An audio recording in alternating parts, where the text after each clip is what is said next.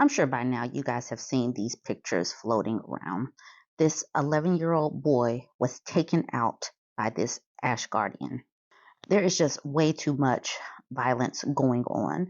And these men jump on these podcasts and jump on these social media posts and talk about all of the things that women are doing or not doing. And they really need to be acknowledging and going after these MFers that are taking other people out. Men, women, boys, girls, their emotional instability and emotional issues are wreaking havoc in communities, families, globally. It's just wreaking havoc. They really need to stop focusing so much on the women and talk to the men. Chicago grieves 11-year-old unalived trying to protect his mother during a DV incident.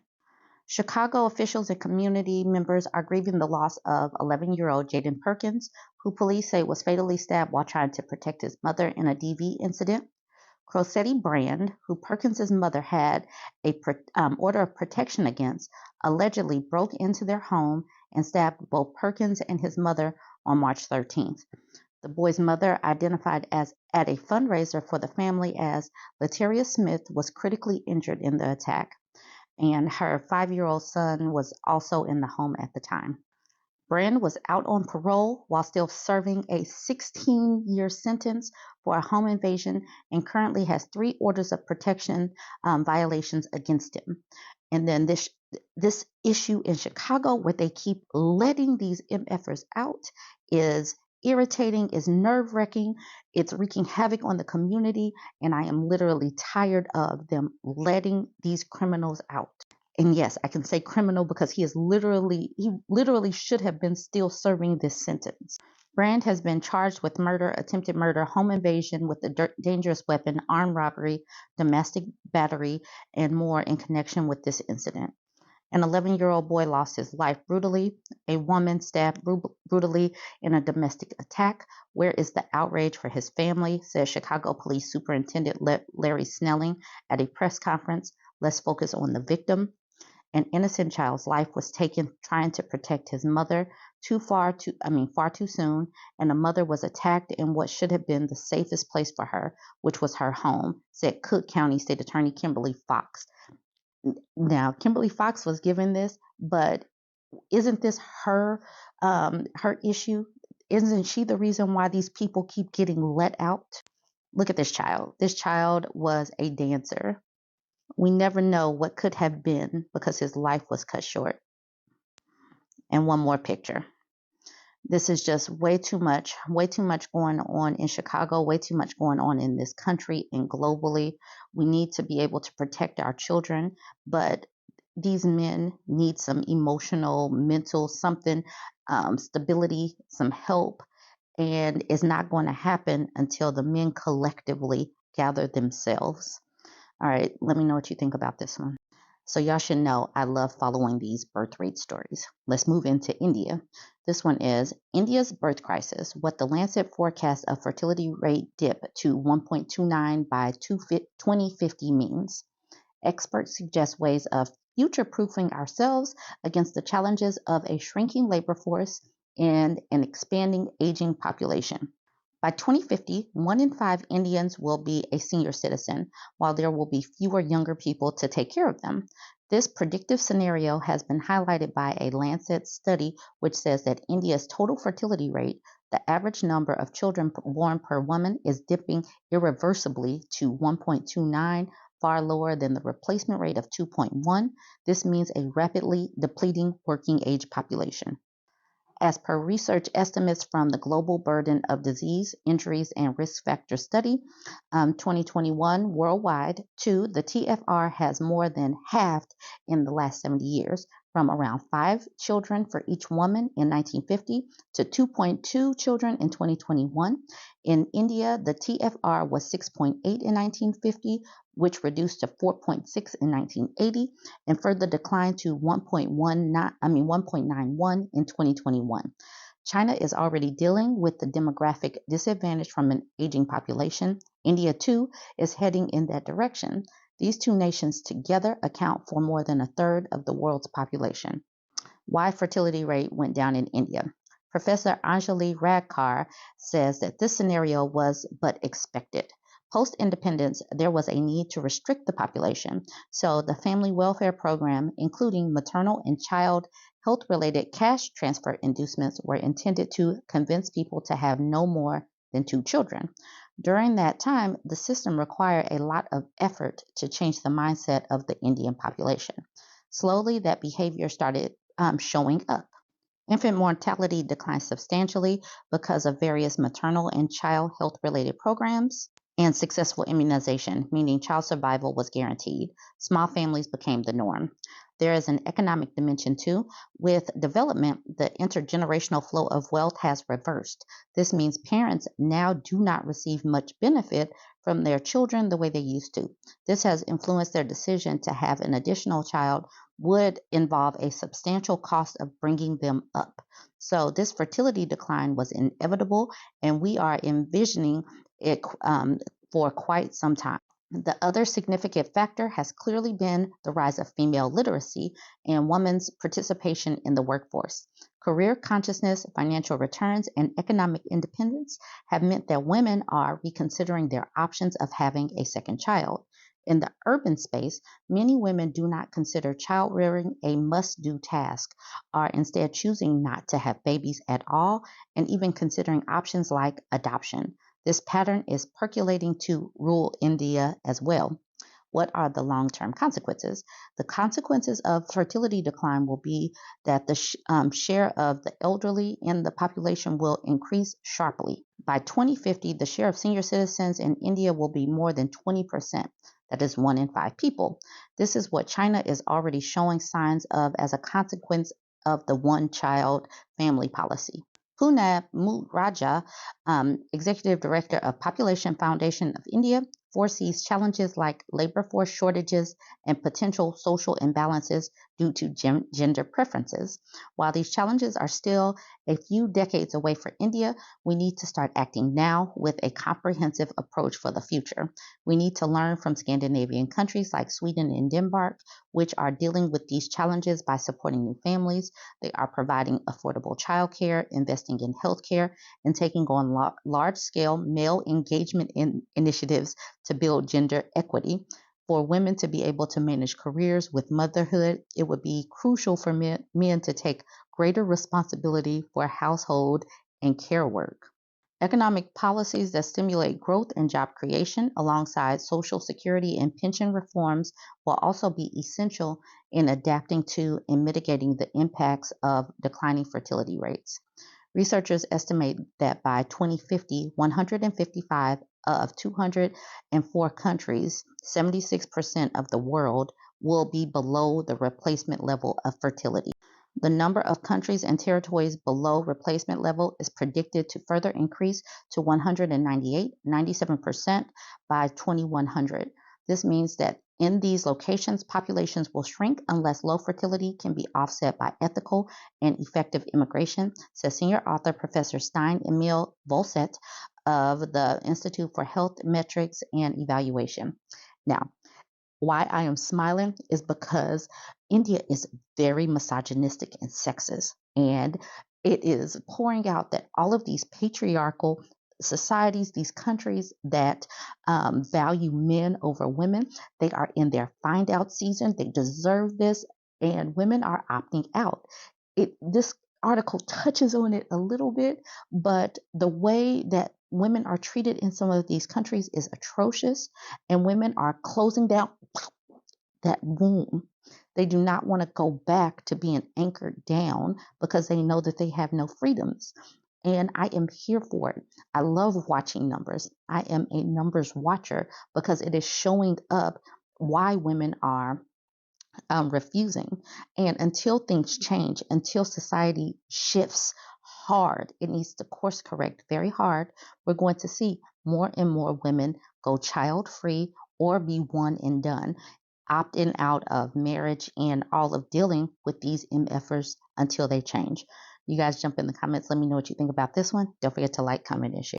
All right, now this article from The Guardian, how right-wing groups use junk science to get a smorgasbord case before the U.S. Supreme Court. A pharmacy professor who strenuously avoids heated political discussions is an unlikely candidate to get involved in a fight over abortion, particularly one as high stakes as a case now before the Supreme Court. The U.S. FDA v. Alliance for Hippocratic Medicine. The way this study used this situation to exaggerate, and I'll say obfuscate, the truth behind mifeprstone's safety profile is where I thought I'll reach out to the journal and say, I've got these issues, said Atkins, referring to the drug targeted by researchers. Mifeprstone is one half of the 2-pill regimen that treats miscarriage and ends early pregnancy, and its future hangs in the balance of the Supreme Court case to be heard this week. I honestly didn't think I would be the first to do that. Within a couple of days of Atkins' complaint, the global academic publisher Sage, which publishes the journal, began investigating. Within weeks, Sage retracted not one but 3 papers by the anti-abortion researchers. Atkins's concerns go to the heart of a problem that has bedeviled scientists for at least a decade: the judicial system's repeated adoption of poor quality evidence to justify litigation and legislation to restrict abortion. Often, the evidence is produced by the anti-abortion movement itself.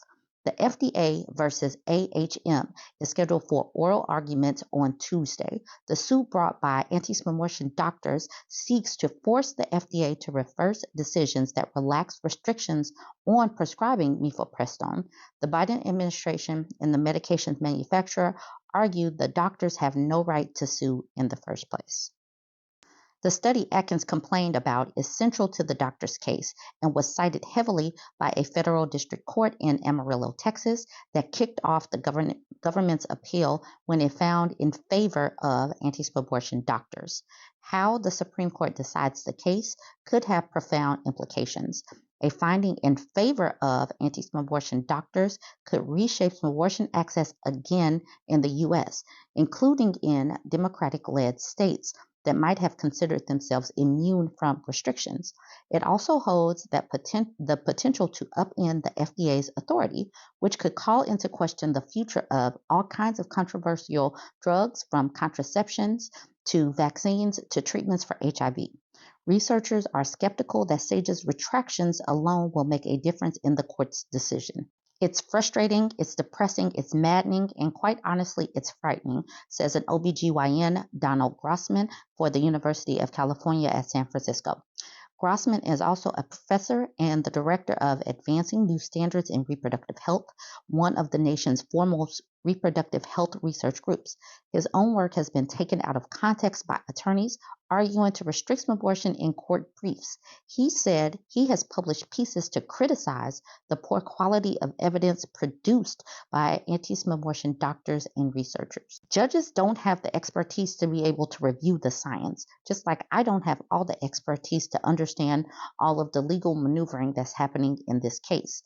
The anti-abortion movement pours money into research groups such as the Charlotte Lozier Institute, whose raison d'etre is to produce articles its activists can cite in litigation, legislation, and promotional materials. The Institute was founded in 2011 by one of the nation's most powerful anti-abortion advocacy groups, Susan B. Anthony's Pro-Life America, and its researchers are responsible for the 3 now retracted articles flagged by Atkins. Mary Ziegler, a professor of law at the University of California at Davis and a leading legal historian of the abortion debate, said the movement has spent decades investing in its own research arm. Campaigners started fringe publications such as the journal Issues in Law and Medicine, a peer-reviewed publication produced by the National Legal Center for the Medically Dependent and Disabled, and that organization was founded by James Bopp, a lawyer who has campaigned against abortion for decades and is now the lead counsel of the National Right to Life. The journal's current editor, Barry Bostrom, is an attorney who fought abortion for decades. Bostrom has served as director and general counsel of Indiana Right to Life and at least once represented National Right to Life before the Federal Election Commission in 2009 alongside Bopp. But That's not the business model anymore. The movement is no longer limiting anti-smomorphin research to its own journals. Now, anti-smomorphin researchers also seek to place their research in journals published by academic publishers such as Sage, or in another example, the British Journal of Psychiatry, published by the Royal College of Psychiatrists. In the latter example, an American researcher found that smomorphin accounts for a substantial increase of risk in adverse mental health outcomes. However, the researcher's analysis depended in part on a debunked paper, overestimated risk, and did not follow published guidelines for the kind of analysis performed. Researchers have repeatedly raised concerns to the British Journal of Psychiatry and even recently published an article in the British Medical Journal calling for a retraction. So far, they have been rebuffed by British psychiatrists. In spite of their efforts, the researchers' work has been repeatedly cited as evidence of the harms of smomorphin before state courts and federal courts. In 2022, the researchers' work was cited in a brief to the Supreme Court in Dobbs v. Jackson, Women's Health Organization, the case that ended Roe. Ushma Upadhyay, a public health and social scientist trained in demography and a professor in the Department of Obstetrics and Gynecology at UCSF, contributed to both the BMJ article that failed to secure a retraction and co-authored an article in the journal Contraception with Atkins on the flaws in the now retracted Sage articles. We worked on it over Thanksgiving break. My mom was visiting, and I was like, I'm really sorry. We have to get this out. The stakes were so high. Evaluating scientific evidence is difficult under the best of circumstances. To the untrained eye, academic journals are a thicket of unknown quality, and peer review is a lofty term, but is only as strong as the people doing the reviewing. Even when researchers make a compelling case, journals can be loath to correct the scientific record. That allows a contested article to be further cited and compounds the damage of poor evidence. For every one paper that is retracted, there are probably 10 that should be. Ivan Oransky, co-founder of Retraction Watch, recently told the New York Times.